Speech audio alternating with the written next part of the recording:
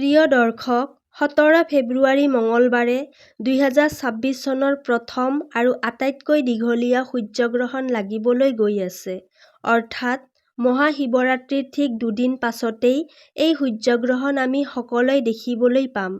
কিন্তু এই সূৰ্যগ্ৰহণ ভাৰতত কিমান সময়ত দেখা যাব আৰু কেতিয়া ইয়াৰ সমাপ্তি হ'ব? সূতককাল কেতিয়াৰ পৰা কেতিয়ালৈ মান্য হ'ব? গৰ্ভৱতী মহিলাসকলে এই সময়ছোৱাত কিছুমান বিশেষ সাৱধানতা অৱলম্বন কৰিব লাগিব। কাৰণ ইয়াৰ ঠিক 15 দিন পিছতেই ৩ মাৰ্চত হোলীৰ দিনা আমি সকলোৱে চন্দ্ৰগ্ৰহণো দেখিবলৈ পাম। এই দুটা ডাঙৰ গ্ৰহণৰ মাজত আমাৰ জীৱনত কেনেধৰণৰ প্ৰভাৱ পৰিব? ইয়াৰ পৰা আমি কেনেকৈ নিজকে সুৰক্ষিত ৰাখিম? ইয়াৰ প্ৰভাৱ কেৱল আমাৰ কুণ্ডলীৰ ওপৰতেই নহয়, আমাৰ ভাগ্যৰ ওপৰতো গভীৰ প্ৰভাৱ পেলাব। তেন্তে আজি এই ভিডিঅ'টোত আমি আপোনালোকক সম্পূৰ্ণ তথ্য জনাম যে এই সূৰ্যগ্ৰহণৰ সময়ছোৱাত গৰ্ভৱতী মহিলাসকলে কি বিশেষ কাম কৰিব লাগিব যাতে তেওঁলোকৰ হ'বলগীয়া সন্তানৰ ওপৰত এই সূৰ্যগ্ৰহণৰ কোনো প্ৰভাৱ নপৰে। কাৰণ আগতেই কৈছিলোঁ, মাত্ৰ 15 দিনৰ ব্যৱধানত দুটা ডাঙৰ গ্ৰহণ দেখিবলৈ পোৱা যাব। সকলো তথ্য আমি আপোনালোকৰ সৈতে শ্বেয়াৰ কৰিবলৈ গৈ আছোঁ। অনুৰোধ জনাইছো, 10-15 মিনিট সময় উলিয়াই এই ভিডিঅ'টো শেষলৈকে নিশ্চয় চাওক। কাৰণ এই এটা ভিডিঅ'ই আপোনাৰ 2026 চনৰ সম্পূৰ্ণ ভৱিষ্যত নিৰ্ধাৰণ কৰিব পাৰে। প্ৰথমতে মই আপোনালোকক জনাই দিওঁ যে বছৰত মুঠ 4টা গ্ৰহণ লাগিব। তাৰ ভিতৰত 2টা সূৰ্যগ্ৰহণ আৰু 2টা চন্দ্ৰগ্ৰহণ থাকিব। প্ৰথম সূৰ্যগ্ৰহণ 17 ফেব্ৰুৱাৰী 2026 তাৰিখে লাগিব আৰু দ্বিতীয় সূৰ্যগ্ৰহণ 12 আগষ্ট 2026 তাৰিখে লাগিব। এতিয়া যদি চন্দ্ৰগ্ৰহণৰ কথা কওঁ, তেন্তে 2026 চনৰ প্ৰথম চন্দ্ৰগ্ৰহণ 3 মাৰ্চ 2026 তাৰিখে অৰ্থাৎ হোলীৰ দিনা লাগিব। এইটো এটা সম্পূৰ্ণ চন্দ্ৰগ্ৰহণ হ'ব, যাক ব্লাড মুন বুলিও কোৱা হয়। দ্বিতীয় চন্দ্ৰগ্ৰহণ 28 আগষ্ট 2026 তাৰিখে লাগিব। যদি লক্ষ্য কৰোঁ, তেন্তে এই বছৰত 15 দিনৰ ব্যৱধানত দুটা গ্ৰহণ দেখা যাব। অৰ্থাৎ 17 ফেব্ৰুৱাৰী সূৰ্যগ্ৰহণ লাগিব আৰু ঠিক 15 দিন পাছত 3 মাৰ্চত চন্দ্ৰগ্ৰহণ দেখিবলৈ পাম। একেদৰে আগষ্ট মাহতো দুটা ডাঙৰ গ্ৰহণ থাকিব। 12 আগষ্ট সূৰ্যগ্ৰহণ আৰু ঠিক 15 দিন পাছত 28 আগষ্ট 2026 তাৰিখে চন্দ্ৰগ্ৰহণ দেখিবলৈ পাম। বলক এতিয়া 2026 চনৰ প্ৰথম সূৰ্যগ্ৰহণ সম্পৰ্কীয় সম্পূৰ্ণ তথ্য জানি লওঁ। এই ভিডিঅ'টোত আমি আপোনালোকক কেৱল গ্ৰহণৰ সঠিক সময়েই নকওঁ, বৰং এই গ্ৰহণকালত কি কৰিব লাগে আৰু কি কৰিব নালাগে সেইবোৰো স্পষ্টকৈ জানিম। লগতে গৰ্ভৱতী মহিলাসকলে কি সাৱধানতা অৱলম্বন কৰিব লাগিব, কি বিশেষ উপায় কৰিব লাগিব সেই বিষয়েও বিস্তৃতভাৱে আলোচনা কৰিম। তাৰোপৰি 5টা ভাগ্যশালী ৰাশিৰ কথাও ক'ম, যিসকল ৰাশিৰ বাবে এই দুটা গ্ৰহণৰ মাজৰ 15 দিনৰ সময়ছোৱা অত্যন্তই শুভ প্ৰমাণিত হ'ব আৰু কোনবোৰ ৰাশিৰ ওপৰত নেতিবাচক প্ৰভাৱ পৰিব পাৰে সেই তথ্য আজিৰ এই ভিডিঅ'টোত আপোনালোকৰ সৈতে শ্বেয়াৰ কৰিম। সৰ্বপ্ৰথমে আপোনালোকৰ ওচৰত বিনম্ৰ অনুৰোধ কৰিছোঁ, ভিডিঅ'টিত এটা লাইক কৰিব, চেনেলটো ছাবস্ক্ৰাইব কৰিব আৰু কাষত থকা বেল আইকনটো নিশ্চয় টিপি দিব, যাতে আগন্তুক সকলো গুৰুত্বপূৰ্ণ ভিডিঅ'ৰ আপডেট আপোনালোকে সময়মতেই পাই থাকে। জ্যোতিষশাস্ত্ৰ অনুসাৰে সূৰ্যগ্ৰহণক অতি অশুভ ঘটনা হিচাপে ধৰা হয়। কাৰণ সূৰ্যগ্ৰহণৰ সময়ছোৱাত সূৰ্যদেৱে পীড়িত অৱস্থাত থাকে আৰু অশুভ ফল প্ৰদান কৰে বুলি বিশ্বাস কৰা হয়। এই সময়ত সূৰ্যৰ শক্তি একেবাৰে ক্ষীণ হৈ যায় বুলি কোৱা হয়। তেওঁলোক কষ্টত থাকে আৰু এই সময়ছোৱাত শুভ ফল লাভ কৰাটো কঠিন বুলি মনা হয়। সেইকাৰণে এই সময়ত কোনো ধৰণৰ শুভ কাম কৰাৰ পৰা বিৰত থাকিবলৈ কোৱা হয়। বিশেষকৈ সূৰ্যগ্ৰহণৰ সময়ত বিবাহ, গৃহপ্ৰৱেশ, নতুন কাম কৰা আদি শুভ কাৰ্য একেবাৰে নকৰিবলৈ উপদেশ দিয়া হয়। বৈজ্ঞানিক দৃষ্টিকোণৰ পৰা চালে সূৰ্যগ্ৰহণ তেতিয়াই লাগে যেতিয়া চন্দ্ৰই পৃথিৱী আৰু সূৰ্যৰ মাজেৰে পাৰ হৈ পৃথিৱীৰ ওপৰত নিজৰ ছাঁ পেলায়। ফলস্বৰূপে সূৰ্যৰ পোহৰ সম্পূৰ্ণভাৱে বা আংশিকভাৱে বাধাপ্ৰাপ্ত হয়। এই ঘটনা কেৱল অমাৱস্যা তিথিতেই ঘটে। যেতিয়া চন্দ্ৰই সূৰ্যৰ কেৱল এটা অংশ ঢাকি দিয়ে, তেতিয়া তাক আংশিক সূৰ্যগ্ৰহণ বোলা হয়। আৰু যেতিয়া চন্দ্ৰই সূৰ্যক সম্পূৰ্ণভাৱে ঢাকি দিয়ে, তেতিয়া তাক পূৰ্ণ সূৰ্যগ্ৰহণ বুলি কোৱা হয়। আপোনালোকক জনাই দিওঁ যে 2026 চনৰ প্ৰথম সূৰ্যগ্ৰহণ 17 ফেব্ৰুৱাৰী মঙলবাৰে লাগিব। এইটো এটা বলয়াকাৰ সূৰ্যগ্ৰহণ হ'ব। বলয়াকাৰ সূৰ্যগ্ৰহণত চন্দ্ৰ পৃথিৱীৰ পৰা কিছু দূৰত থাকিলেও পৃথিৱী আৰু সূৰ্যৰ মাজত আহি পৰে, অৰ্থাৎ চন্দ্ৰই সূৰ্যক এনেধৰণে ঢাকে যে সূৰ্যৰ কেৱল মাজৰ অংশটোত ছাঁ পৰে। পৃথিৱীৰ পৰা চাওঁতে সূৰ্য সম্পূৰ্ণভাৱে ঢকা দেখা নাযায়, বৰং সূৰ্যৰ বাহিৰৰ ফালে পোহৰ উজ্জ্বলিত হৈ থাকে, যি খাৰু বা আঙুঠিৰ দৰে জ্বলি থকা দেখা যায়। ইয়াকেই ৰিং অৱ ফায়াৰ বোলা হয়। এনে ধৰণৰ গ্ৰহণকেই বলয়াকাৰ সূৰ্যগ্ৰহণ বুলি কোৱা হয়।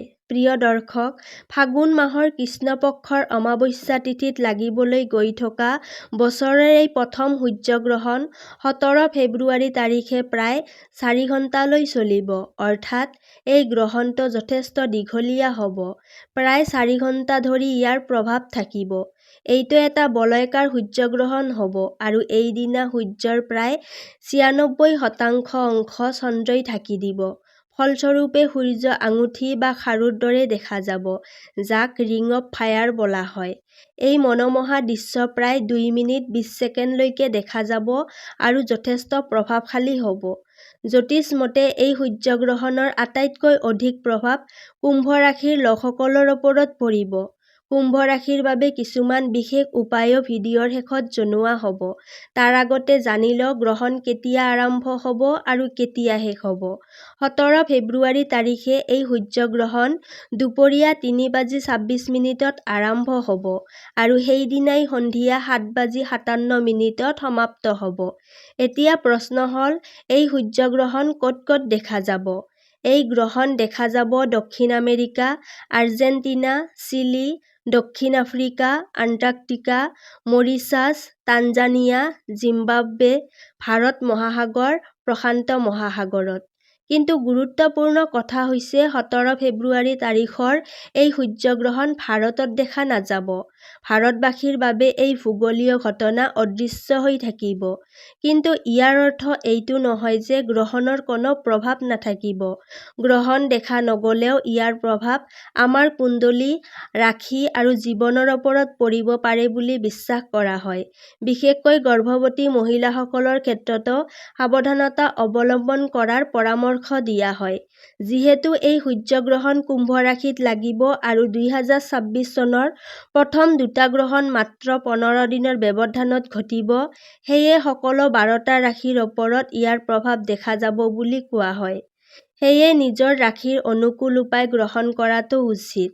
যদিও এই গ্ৰহণ ভাৰতত দেখা নাযাব আৰু ভাৰতৰ সূতককাল মান্য নহ'ব, তথাপিও আমি সাৱধানতা অৱলম্বন কৰাটো অতিকৈ জৰুৰী।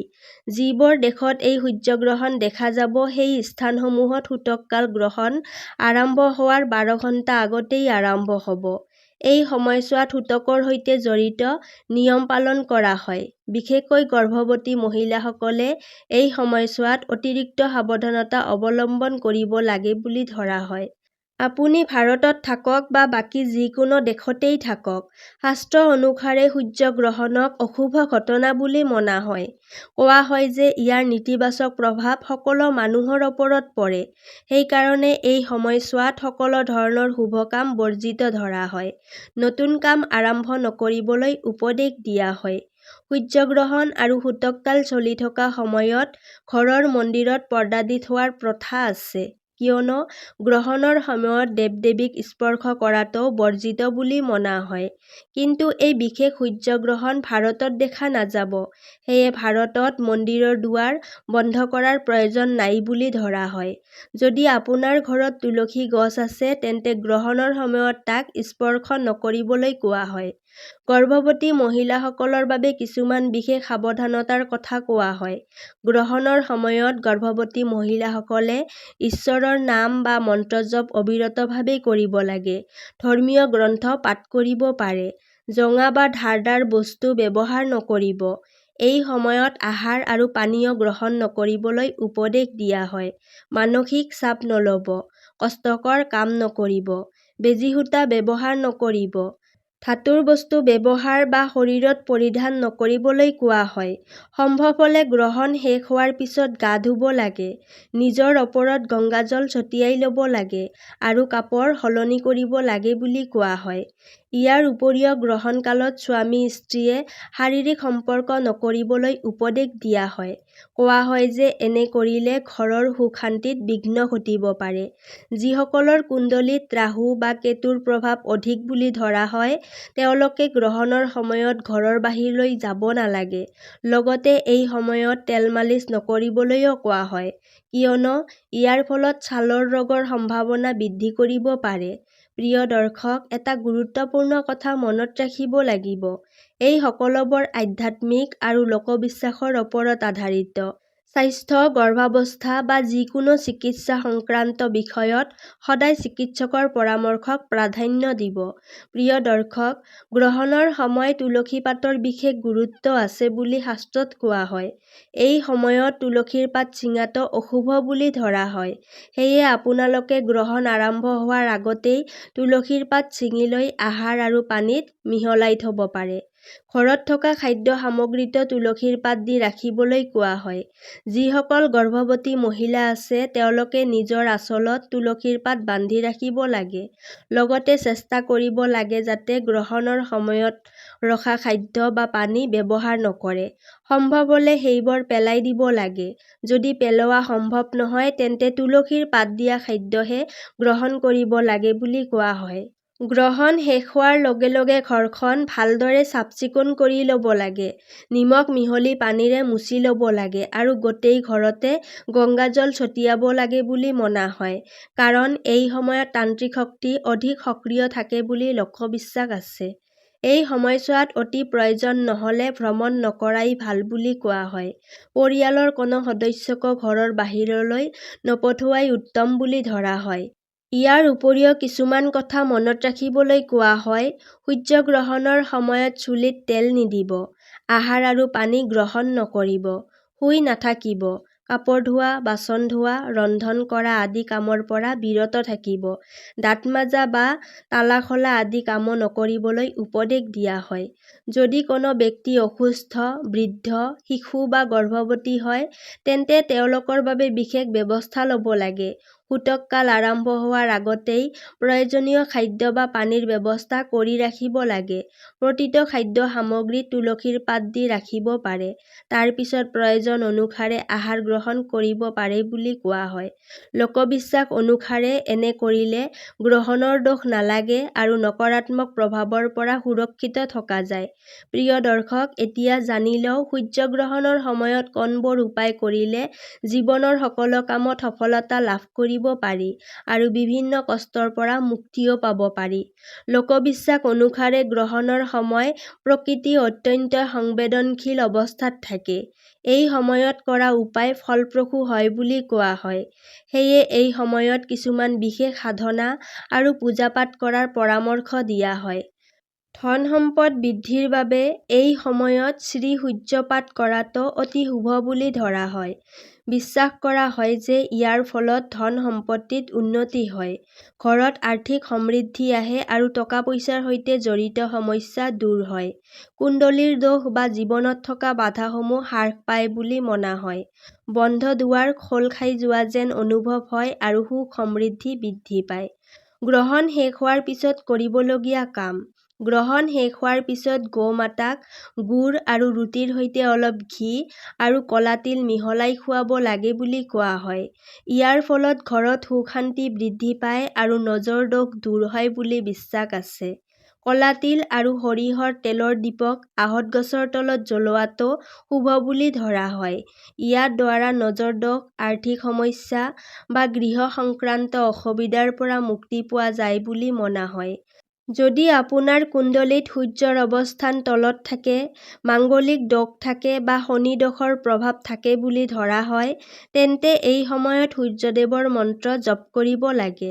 ৰূপৰ পাত্ৰত গাখীৰ লৈ শিৱলিংগত অৰ্পণ কৰিব পাৰে আৰু তাৰ পিছত সূৰ্য দেৱতাক জল অৰ্পণ কৰিব লাগে। যদি আপোনাৰ পৰিয়ালৰ কোনো সদস্য অধিক অসুস্থ হৈ থাকে, তেন্তে গ্ৰহণ শেষ হোৱাৰ পিছত তুলসী পাত দি গংগা জলেৰে স্নান কৰিব লাগে আৰু ভগৱান বিষ্ণুৰ ধ্যান কৰিব লাগে।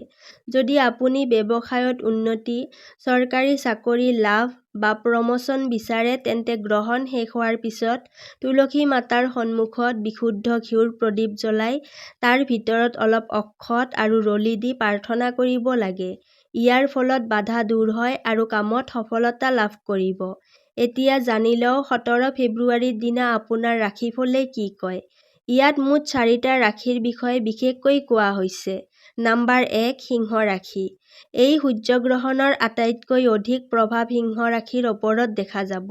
কিয়নো সূৰ্য সিংহ ৰাশিৰ অধিপতি গ্ৰহ। আত্মবিশ্বাস কিছু কমি যাব পাৰে, মানসিক বিভ্ৰান্তি বা সন্দেহ বৃদ্ধি পাব পাৰে। কৰ্মক্ষেত্ৰত ঊৰ্ধ্বতন বিষয়াৰ সৈতে কাম কৰাৰ সময়ত সাৱধান হৈ থাকিব লাগিব। অলপ অসাৱধানতাই ডাঙৰ সমস্যাৰ কাৰণ হ'ব পাৰে। নম্বৰ 2, কুম্ভ ৰাশি। সূৰ্য, ৰাহু, বুধ আৰু শুক্ৰৰ গ্ৰহৰ প্ৰভাৱৰ বাবে মানসিক চাপ অনুভৱ হ'ব পাৰে আৰু বিভ্ৰান্তি বৃদ্ধি পাব পাৰে। ডাঙৰ আৰ্থিক সিদ্ধান্তত ক্ষতি বা বিপদৰ সম্ভাৱনাও থাকিব পাৰে। সেয়ে এই সময়ত আৰ্থিক বিষয়ত সাৱধানতা অৱলম্বন কৰাটো প্ৰয়োজন। নম্বৰ 3, কৰ্কট আৰু মীন ৰাশি। এই গ্ৰহণে দুয়োটা ৰাশিৰ বাবে শুভ ফল লৈ আহিছে। বিদেশ ভ্ৰমণৰ সম্ভাৱনাও বৃদ্ধি পাব পাৰে। নতুন ব্যৱসায় আৰম্ভ কৰিব বিচাৰিলে ভাল সময়। চাকৰিৰ প্ৰস্তুতি বা ডাঙৰ ফলাফলৰ ক্ষেত্ৰতো ইতিবাচক সংবাদ পোৱাৰ সম্ভাৱনা আছে। বিশেষকৈ এই 15 দিনৰ সময়ছোৱা আপোনালোকৰ বাবে সুখ সমৃদ্ধিৰে ভৰা হ'ব। কিন্তু স্বাস্থ্যৰ ক্ষেত্ৰত সাৱধান থাকিব লাগিব। অকাৰণতে কাৰোবাক অন্ধভাৱে বিশ্বাস নকৰিব। বাকী ৰাশিসমূহ মেষ, মিথুন, তুলা, ধনু আদি। আন ৰাশিসমূহৰ বাবেও এই সময় যথেষ্ট ভাল বুলি ধৰা হৈছে। আৰ্থিক লাভৰ সম্ভাৱনা আছে। ৰৈ থকা কাম সম্পূৰ্ণ হোৱাৰ সম্ভাৱনা প্ৰবল। গ্ৰহণ কালত মন্ত্ৰ জপ কৰাটো শুভ বুলি কোৱা হৈছে। প্ৰিয় দৰ্শক, এই তথ্যসমূহ জ্যোতিষবিদ্যা আৰু আধ্যাত্মিক বিশ্বাসৰ ওপৰত আধাৰিত। জীৱনৰ গুৰুত্বপূৰ্ণ সিদ্ধান্ত লোৱাৰ আগতে সদায় বাস্তৱ পৰিস্থিতি আৰু বিশেষজ্ঞৰ পৰামৰ্শ ল'ব। এই তথ্যসমূহ প্ৰিয় বন্ধুবৰ্গৰ মাজলৈ পঠিয়াবলৈ নাপাহৰিব। ভিডিঅ'টো যিমান পাৰে শ্বেয়াৰ কৰিব আৰু যদি ভিডিঅ'টো ভাল লাগিছে তেন্তে ভিডিঅ'টিত এটা লাইক কৰিব আৰু আগন্তুক এই ধৰণৰ ভিডিঅ' চাবৰ বাবে আমাৰ ইউটিউব চেনেলটো ছাবস্ক্ৰাইব কৰিব। তেতিয়াহ'লে আজিলৈ ইয়াতেই সামৰিছোঁ। কাইলৈ পুনৰ লগ পাম আন এটি ভিডিঅ'ৰ সৈতে। ধন্যবাদ।